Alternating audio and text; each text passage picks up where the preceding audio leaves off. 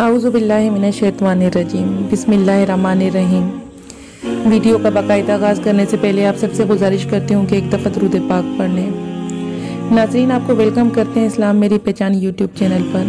अगर आपने अभी तक हमारे चैनल इस्लाम मेरी पहचान को सब्सक्राइब नहीं किया तो हमारे चैनल को सब्सक्राइब कर लें और साथ लगी घंटी के आइकन को क्लिक कर लें ताकि आने वाली हर नई वीडियो का नोटिफिकेशन आपको बाकायदगी से मिलता रहे।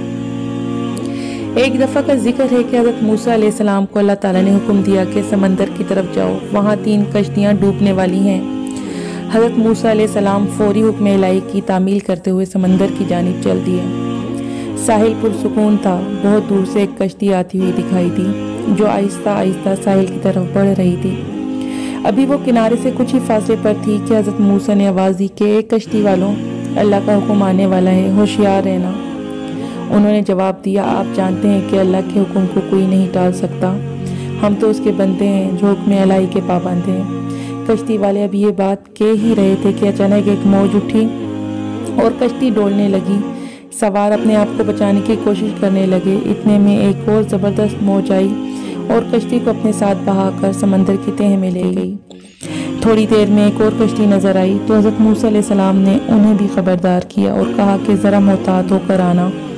उन्होंने भी पहले वालों की तरह जवाब दिया कि जो कुछ होना है होकर रहेगा और कश्ती को किनारे की तरफ लाते रहे। यहाँ तक कि साहिल के करीब आते आते ये कश्ती भी डूब गई। हज़रत मूसा अलैहिस्सलाम की हिकमत, अल्लाह की हिकमत के बारे में सोचों में महव थे कि उन्हें एक तीसरी कश्ती आती दिखाई दी।